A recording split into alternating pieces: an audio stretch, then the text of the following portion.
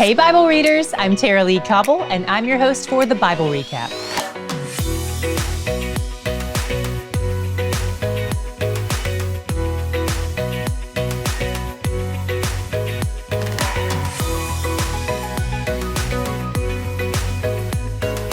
If you're doing our New Testament plan, today we finished our 12th book. And if you're doing the whole Bible, we finished our 51st book.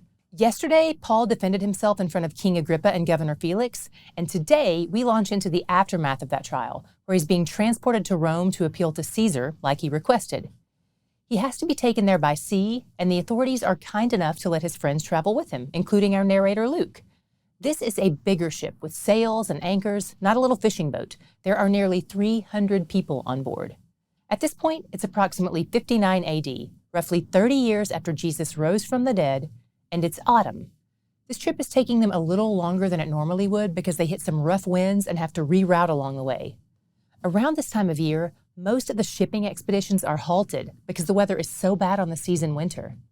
Paul tells them, I have a bad feeling about this, you guys. If we continue on, I don't think this is going to go well. We'll probably end up losing some of our supplies and some of our shipmates. By the way, we don't have any evidence that this is a message from God. It could just be that Paul was speaking from his own experience. Either way, they don't listen to him. He's a prisoner after all. Sure enough, they hit a storm. On day 2 of the storm, they start throwing the ship's cargo overboard, which probably includes exports like wheat. On day 3 of the storm, they start throwing their actual tools and maybe even parts of the ship itself overboard. They're getting desperate. The sky is dark and stormy for days, and they're feeling hopeless and probably seasick too, I'm guessing. They haven't had anything to eat in days, but I'm not sure if that makes things better or worse. At one point, Paul stands up and says, I wish you would have taken my words to heart, but hopefully now that you've seen me give good advice, you'll listen to me, especially because this new message is actually from an angel. He told me that no one is going to die. We'll lose the boat, but we'll all live. So be encouraged. God is going to get us all to Rome, but a shipwreck is part of the journey. After 2 weeks of this nightmare, they're finally approaching land. They start making preparations to go to shore by dropping anchors from a dinghy, but Paul tells them, nope, stay in the boat. They listen to him this time and cut the dinghy free. Paul starts calling the shots on the boat, and they're actually listening to him. The next day, they shipwreck into the island of Malta, just south of Sicily. In the late 1960s, some divers found 4 anchors off the coast of Malta that date back to 1st century Rome. The site where the anchors were discovered also fits with the criteria listed in the text, so it's possible that these may be the anchors from Paul's ship. We posted a photo and an article about this in the description box. The soldiers plan to kill the prisoners when they hit land before they're able to escape. But God has promised that no one will die, and he thwarts their plan via the compassion of Paul's guard, Julius. And just like God promised, they all survive. As it turns out, the people of Malta are super nice, which isn't necessarily the response you'd expect when a bunch of prisoners crash land on your shore. They make sure everyone is taken care of. Paul dusts off his Boy Scout skills and starts a fire, but he forgets that the first rule of campfires is watch out for vipers. A snake latches onto his hand, and the locals who are steeped in Greek mythology take it as a sign that he's evil, a murderer, in fact. And well, they're not wrong. They say that the Greek goddess Justice is making sure he doesn't get away unpunished. But meanwhile, the one true God, Yahweh, is like, I'm sorry, Greek goddess who? You must have the wrong number. This guy belongs to me. Paul shakes off the snake and starts working on some s'mores, and the people are astonished. After he doesn't even have so much as a swollen pinky, they decide that he is a god. Paul provokes such dramatic responses from people. They either love him or hate him, and sometimes both in the same hour. He's invited to stay at the home of the chief official, and while he's there, he heals the man's dad. This starts a domino effect with other sick people on the island, and Paul keeps healing them all. After about 3 months, when the worst part of winter has passed, they set sail again, heading toward Rome.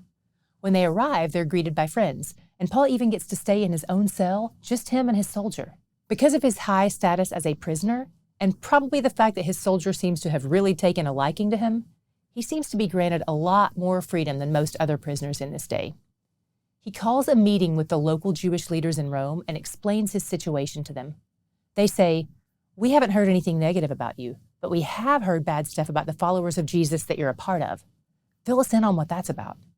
So they set up a day for him to tell everyone about it. And when seminar day comes, loads of people show up at Paul's prison cell to hear the truth. He talks from morning until night, as is his way. Some of them believe and some don't. People can hear the same truth and respond differently. That's because it doesn't depend on how well we make our arguments or present the facts. The Spirit has to open hearts to hear the truth. And Paul points that out to them and says, this is just like what Isaiah prophesied. After attempting to share the message with the Jews first and being met mostly with rejection, he moves on to share the message with the Gentiles. You may notice that even Paul has been primarily called to minister to the Gentiles. Everywhere he goes, he starts with the Jews first. Paul lived as a prisoner in Rome for 2 years. If you visit Rome, you can walk into the cell where many believe he was held. It's a 2-cell dungeon called Mamertine, and it's also believed to be where Peter was held before his crucifixion. We'll link to an article about it in the description box. What was your God shot today? Mine was Julius. I saw God's provision through appointing this man to be Paul's centurion. Of all the soldiers, God made sure to give Paul the softy, the one who would eventually come to listen to him and even spare his life. I bet after watching God speak to and through Paul, watching Paul humbly encourage even his enemies on the ship, watching him survive a snake bite and heal people for 3 months in Malta, I bet he couldn't deny the truth. And he probably heard his fair share of late-night sermons, too. We don't know for sure, but I bet God assigned Julius to be Paul's centurion, not just for Paul's sake, but for Julius' sake, too. I hope he wasn't just impressed by Paul. I hope he came to know the saving faith of Christ. I love it when God reaches across enemy lines to show mercy and save those who oppose him. That's where he found all of us, and I'm so glad he did. Because he's where the joy is. Let's say you're telling your friends about TBR and they want to join us. That's awesome. But there's so many ways to do this plan, right? You can print out the plan, you can sign up for the plan on the Bible app, and on top of that, there are so many ways you can access the recap itself. Podcatchers, YouTube, transcripts, the Bible recap book. Maybe what works best for you wouldn't work best for your friend. Maybe you're an auditory learner and they're a visual learner.